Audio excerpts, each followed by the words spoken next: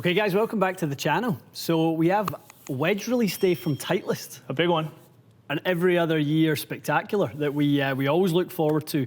SM8 was a hugely successful line. They always are. I don't remember really ever having a Titleist or a Vokey launch that underwhelmed RB. For the SM8, they pushed technology. Yeah. They pushed multi-material, and with the SM9, they're pushing more technology. Kind of the same things that you always loved, a little bit extra flavor. And for this, again, it's about performance. It's about, as Titleist likes to say, evolution, not revolution. Yeah, I mean, there was nothing to revolutionize. The wedge did not need a revamp. You weren't going to see it with a new face insert. You weren't going to see it with a new, completely different groove pattern. You were going to see a slightly progressive move towards being a little bit better, more refinements. And we talked to Aaron Dill about this, and he's obviously a great insight, works with tour players every day. Yeah. And the big thing is, like, every time they introduce something, it's, this is great. Now let's work towards what, not necessarily what you don't like, but what we can do to improve. So for them, it was just controlling trajectory. We talk about it all the time. Yeah. Hitting your spin windows, hitting shots. I think the one thing a lot of people don't realize when you go see tour players or you see better players is, driver goes really high and the wedges go really low. Yeah. And most people think it's the opposite. You want to drive it low, but it's really not the case at all. And controlling trajectory means controlling distances. Yep. Means being able to stop it tighter. And as we've learned, just like hitting more fairways, hitting greens, hitting it closer, strokes gained means lower scores. Absolutely. So people will look at this and go, well, is there much to change from last year? I would say if you were an SM8 player, and you're happy with your wedges and the grooves are still pretty fresh, you're under that, I think it was 75 rounds or so, Titleist talked about, they saw some significant decrease in performance in terms of spin control and being able to wick away moisture from the face and things like that. So if you're well under that, this might not be one that you have to make a change on. But if you're an SM5, SM6, SM7, you're going to be looking at the 9, seeing some benefits that came with 8 and have been refined with 9. Yeah, and again, like, the biggest thing is, like, they've left all the grinds the same. So if you're comfortable playing something, nothing new there. Very easy to move into, like, a new set of wedges. And the other part too is the grooves. So from SM8 to SM9, for the, a lot of players are using these wedges now for the pitching wedges, right? And the Vokey team worked with the iron team to develop a lot of the short irons for the new T100 line. So all of that adds up into this where, when they are using those pitching wedges or using those clubs where you're hitting the half shots, a tighter cutting of the grooves, a different technique, a different method to help make sure that they're as sharp as they possibly can be, as well as more friction in between the grooves to help with the wet conditions. Because we've seen other companies work towards improving those wet condition shots, and this is their way of doing that with evolving the groove design deeper and shallower in those, like, lower lofted wedges. Into the higher lofted wedges, we've gotten wider to help shed that away at those lower speeds to hopefully offer more short game control. Yeah, I mean, we done that test, was a one, we should probably put the link somewhere in this video to it, but the sort of hydrophobicity of those ping wedges was at the time a game changer. I had never seen anything like it. I mean, retaining double the amount of spin that that any other wedge in the market was doing. And last year when we done, I think it was the new Glide Pro, we actually saw the spin go up with the wet wedges, and I kind of thought, well, maybe that's just us, that's an anomaly. And then I saw the guys at My Golf Spy done the same thing, and the exact same thing happened. I mean, that's wild to see that. It's, we all play in different conditions. Golf is an outside sport, and your conditions can change during a round.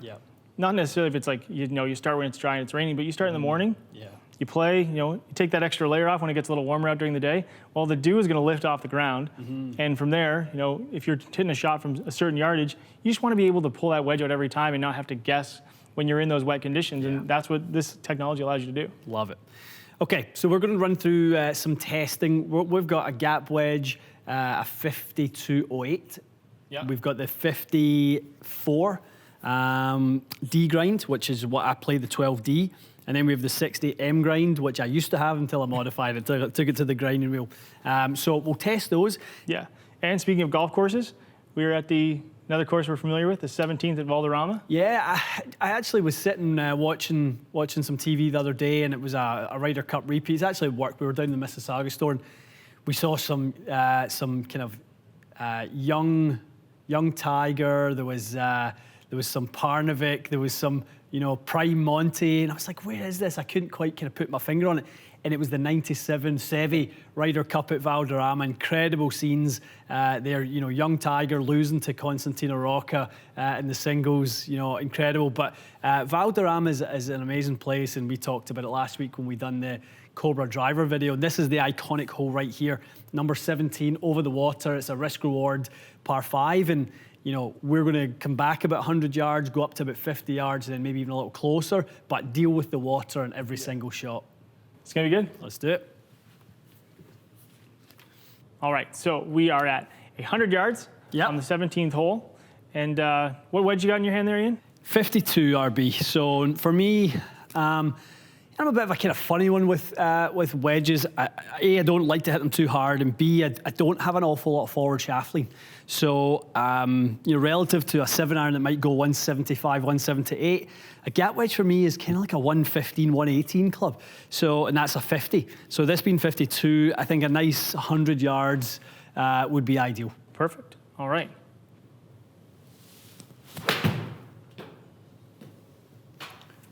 First impressions on the feel? Good. Crisp. Certainly far from firm or anything like that. It just, I would say feel maybe a little bit more akin to an iron, like a pitching wedge rather than a standard gap wedge. I would say I feel a little more contribution right now. Okay, cool. Let's hit a couple more from 100 yards. Okay. And then we'll move ourselves into the scaries.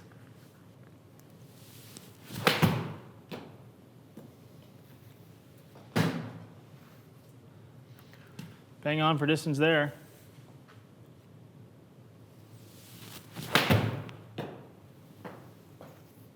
We hit that a little bit harder, that one.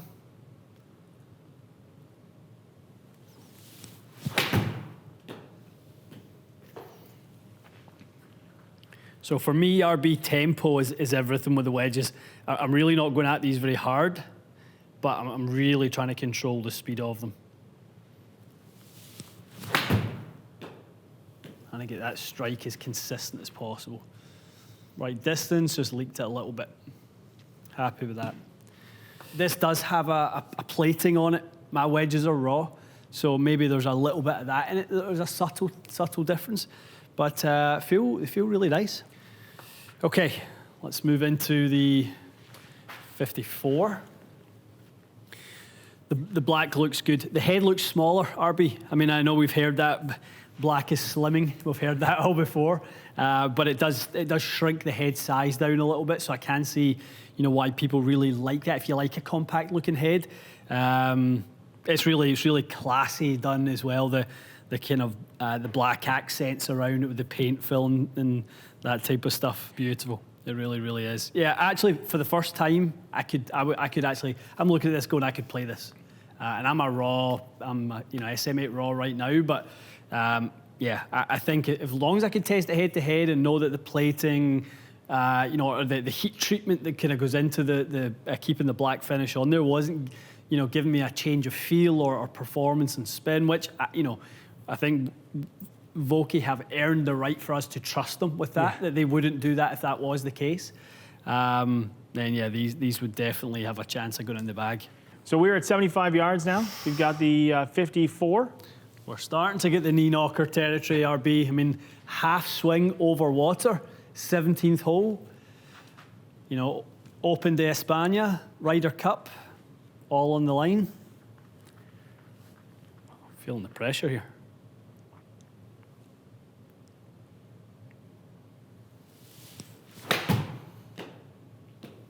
Bailed on it, RB. Bailed out on it, chickened out on it.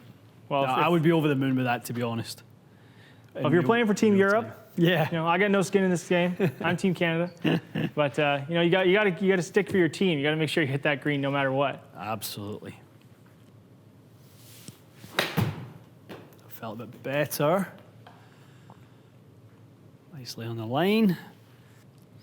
Now these are new wedges with the new golf ball, but we're seeing spin where you can be aggressive with those shorter swings and you're going to get stopping power. Yeah, you can throw that in there. I mean, that's stopping up lovely there. 8400 spin is nice. That's your kind of hit and stop amount of spin. That's not one that's going to rip back for you. You know, you've kind of got to get it up in the 12,000s before you start kind of really fizzing them in there and rip them back.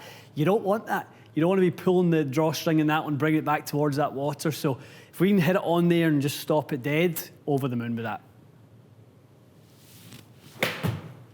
Oh, RB. Oh, he got one. Got away with it. Little decel into that one. That's no good. So kind of hearing a little bit that sole. Yeah. Hear that? But I mean, this being the 12, I'm getting a little bit that bounce that you know, you probably, you want if you're kind of heading in a little bit on the steeper side. I mean, that is my tendency to ever so slightly, we were talking about earlier, but without getting too technical, I tend to turn my right shoulder in, steepens the shaft. I'm really working on keeping that shaft on a flatter plane and then just rotate, through. That's my big thought with wedges right now.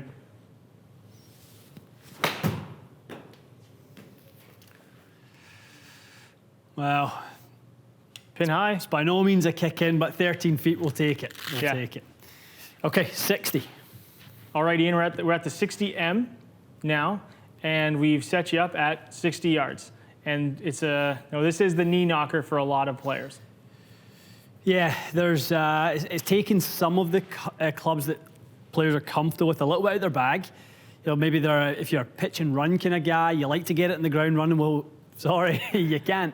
So, when it comes to this shot, you are going to have to rely on the more lofted wedges, contact, quality of contact. And, for some players, depending on the handicap level, you might just be happy to get it on. But if you're, a reasonable player and you want to get it close, you're probably going to have to come up with a little something that has some spin and hit it on there, because you don't want to take the water and make it dicey just to hit the green and roll up to it. You want to throw it up to it and then stop it dead. So we're going to try something like that. We're going to try and hit our number here. We're trying to hit the number, maybe a little past it, and see if we can get a little action. It's got a little cut spin to it, RB. Oh, easy. It's these Valderrama greens. Keep saying it's the Augusta Europe. You get punished with those ones.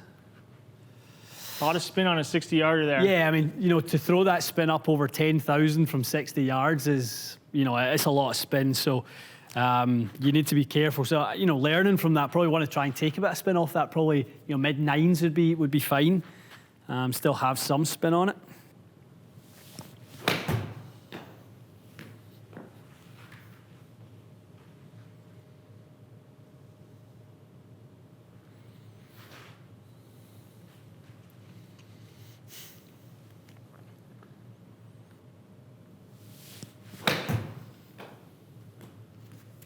That's a bit better.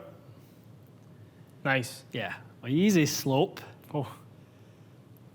We'll take it. Uphill putt, 9 foot, over the moon. Did we take some spin off it? Yeah, we did. We kept it under 10 that time. Well, that wasn't quite as good. That was, I'll be interested to see where that was, RB. That felt like the high strike. Well, exactly what we just talked about. It's pretty centered. Didn't feel very good. Maybe a bit. It was just in that low 9,000s. Not too bad.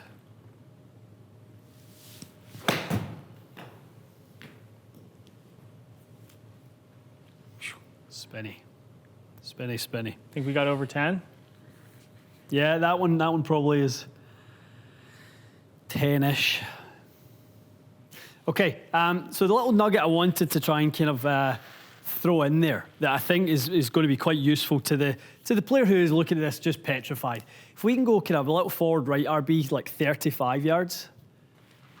Most players in this situation are going to go default, pick out the 60 and try to ensure they make good contact.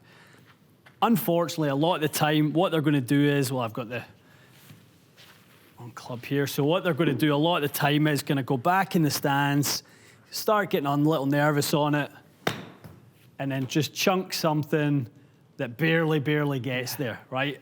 I know the way they cut that bank. That ball's wet, okay? Now, kind of want to do a little bit of the opposite.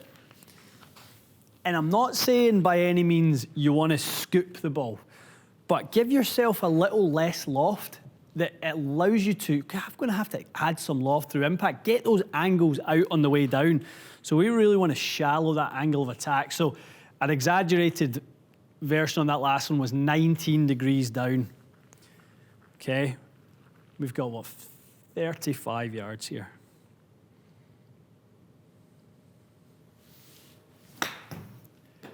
And play something up like, I mean, a pretty conservative play with a 52, where we really don't try and hit down on it. It's enough down. Ball position dictates it's enough down, 5, but we're keeping the loft, and it's a much better strike. It's a much better way to play that shot than trying to throw it in there and, you know, with the 60 degrees. So I would encourage people to not always default to their most lofted wedge when they get in a situation like this with a bunker or water in front of them.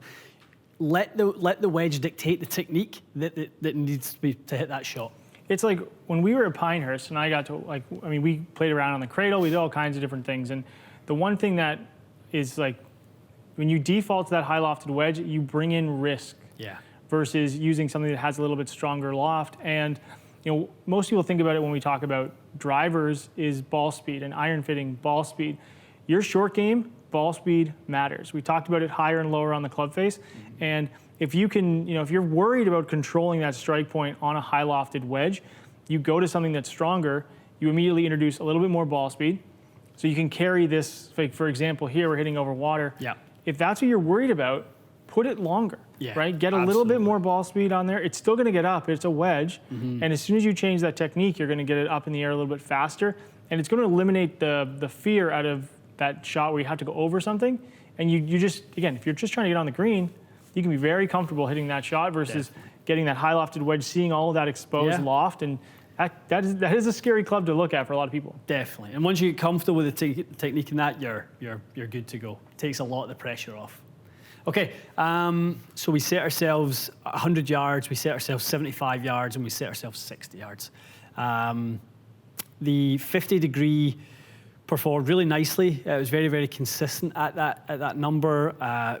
Nice tight standard deviations. I think that's one of the things when we do wedge fits with players. We're really looking for that tightness of spin. We don't really want it to be fluctuating, one at 9,000, one at 10,000, really not ideal. What's quite interesting when you look at 3 shots though, look at how close the launch angle is on all 3. Keeping it under 30 is a bit of a golden rule when it comes to wedge fitting and hitting good quality wedges. Keeping that under 30. You said it earlier on, the best players in the world hit lovely low flighted wedges. And one of the things, you know, about that is keeping that launch angle nice and flat. And to your point, like launch angle stayed exactly the same, or very close, let's say, but the ball speed is dramatically different and the spin is dramatically different. Definitely. And that's where the distance control comes in. So if we can control one variable like the launch angle and really fluctuate the ball speed and backspin just with loft and getting those things dialed in, that's where you start to see like your distance control really tighten up. Yeah. So from a gapping perspective, I mean, you know, you're going to see what works for you. I mean, not really kind of testing that in this specific one. I think we will do some fitting with it. Have you ordered yourself some SM9s? They might be on their way. I was going to say, I thought you did. I thought I saw that email. So maybe once they come in, we get you on the other side of the camera here and we dial you in for them. You know, we see if your 50 needs to be 49. We'll see if your 50, what did you order? 50, 54, and a 60. Cool. So let's see if that's right. I mean, we've got the ability to play with that loft, to play with the bounce, maybe give the wedge a slightly different look that might cater to exactly what you like it. But let's dial those in. Maybe we'll do a little video, you building them up with your. Did you get heads only? No, they're coming, but we can always build that. Okay. So we'll leave that as a secret. We'll surprise you on that one. But yeah, we'll maybe kind of capture a little bit of that, and then it'd be fun to really get them dialed in. Maybe bring your 9 and your wedge in as well, and we can see what your iron set progression looks like. And then I think over time we can really see these wedges dialed in, because you are pretty handy with a wedge in your hand. I saw that in the cradle. Guys, you know, SM9, you know, we know what to expect from Titleist. It's quality, it's industry leading, you know, more wedges in play. this week out in the desert than every other company combined. You know, they continue to dominate that section. So, you know, they continue to do great stuff. We love having Aaron on the podcast. You know, we had Aaron in last week. You know, he's an absolute gem. We've got a really fun video that I'll be doing with him in the next couple of months whenever he gets some time, where I'll be going to Oceanside and doing the Vokey experience and going through that whole thing and getting the SM9s, the rods that I like in the bag, and that'll be a lot of fun. Yeah, just to showcase how important a wedge fitting is. I know people always ask us about inside, and we saw it today. Like, you change the bounce, you saw that face go up and down, that strike point, and that's where, you know, we take it outside, you get that next level of real partial shots. I think a lot of people really focus on. Love it. Excellent. Okay, guys, lots to come with wedges, lots more wedges to come. There's a couple of announcements that have just kind of slid their way down the pipeline that I don't know if we're quite allowed to talk yet, but it is some pretty exciting stuff. So there'll be more wedge testing coming soon, Arby. All right. Good stuff. Stay tuned. We will see you again soon.